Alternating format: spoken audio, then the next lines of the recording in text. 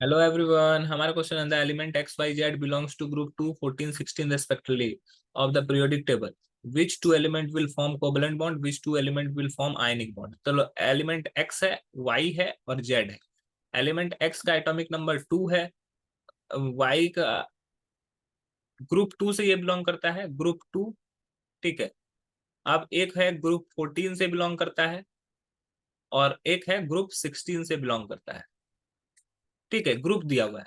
तो अगर ग्रुप दिया हुआ है तो कहने का मतलब है कि इसके आउटर मोस्ट सेल में 2 इलेक्ट्रॉन होगा. अगर 14 से बिलोंग करता है तो इसके आउटर मोस्ट सेल में 4 इलेक्ट्रॉन होगा और 16 से बिलोंग करता है तो इसके आउटर मोस्ट सेल में 6 इलेक्ट्रॉन होगा.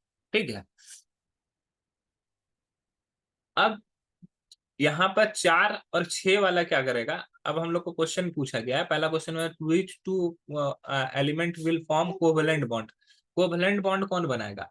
तो जी, कोवेलेंट बॉन्ड कब बनता है? जब इलेक्ट्रॉन का शेयर होता है. तो इलेक्ट्रॉन का शेयर जब होगा तो कोवेलेंट बॉन्ड बनेगा. तो ये है, ये एक्सेप्ट भी नहीं कर पाएगा, डोनेट भी नहीं कर पाएगा, क्योंकि आउटर सेल में 4 इलेक्ट्रॉन, ये हमेशा शेयर करता है. और नॉन मेटल वाला हमेशा शेयर करेगा. ठीक है, नॉन मेटल वाला हमेशा क्या करेगा? शेयर करेगा. इसके आउटर मोस्ट सेल में सिर्फ 2 है. इसके पहले कुछ ना कुछ जरूर रहेगा, या तो 2 रहेगा या तो कुछ और रहेगा. 2 इंटू 2, ग्रुप 2 से जो बिलोंग करता है उसके आउटर मोस्ट सेल में 2 इलेक्ट्रॉन रहेगा, आउटर मोस्ट सेल में रहेगा. ठीक है. तो मान लो कि यहां पर सपोज कर लो कि ये है, y है और z है. तो y के आउटर मोस्ट सेल में कितना इलेक्ट्रॉन है? 4 इलेक्ट्रॉन है. तो ये एक्सेप्ट नहीं करता है, ये हमेशा क्या करेगा? शेयर करेगा. या डोनेट भी नहीं करता है. तो डोनेट नहीं करता है तो ये y x वाला जो होता है वो हमेशा डोनेट करेगा, अपने आउटर मोस्ट सेल को फुलफिल करने के लिए हमेशा डोनेट करेगा. तो ये क्या करेगा? z के साथ जुड़ेगा और z के आउटर मोस्ट सेल में कितना इलेक्ट्रॉन है? 6 इलेक्ट्रॉन है. ये क्या करता है? वाई अपने 2 इलेक्ट्रॉन को इस तरफ में रखेगा, 2 इलेक्ट्रॉन को इस तरफ में रखेगा, और जेड क्या करेगा? 6 इलेक्ट्रॉन को अपने इस तरह से रखेगा. और ये दोनों आपस में क्या कर लेगा? शेयर कर लेगा. तो इस तरह से जेड का भी ऑक्टेट कंप्लीट हो गया. और वाई के पास जो 4 इलेक्ट्रॉन था, अब ये जेड का 2 इलेक्ट्रॉन की वजह से 6 इलेक्ट्रॉन हो गया. फिर उसी तरह ये जेड से इस तरफ से भी रिलेशन बनाएगा. तो वाई का क्या होगा? ऑक्टेट कंप्लीट हो गया और जेड के पास भी 6 इलेक्ट्रॉन है. 2, 4, 6. तो जेड भी अपना ऑक्टेट कंप्लीट कर लिया. तो इस तरह से सभी का ऑक्टेट कंप्लीट हो गया.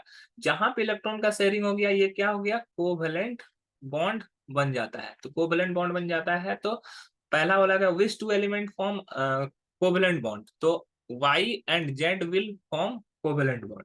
अब दूसरा है विच आयनिक बॉन्ड कहाँ से बनेगा. तो इसके आउटर मोस्ट शेल में 2 इलेक्ट्रॉन है. 2 इलेक्ट्रॉन ऑक्टेट कंप्लीट करने के लिए 2 इलेक्ट्रॉन, या अपने आप को सेटिस्फाई करने के लिए 2 इलेक्ट्रॉन डोनेट करेगा, और ये अपने आप को सेटिस्फाई करने के लिए 2 इलेक्ट्रॉन एक्सेप्ट करेगा.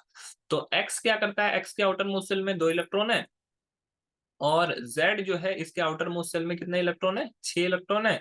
तो ऑक्टेट कंप्लीट करने के लिए ये 2 इलेक्ट्रॉन डोनेट किया और जेड उसी को एक्सेप्ट कर लिया. तो x2 प्लस और z2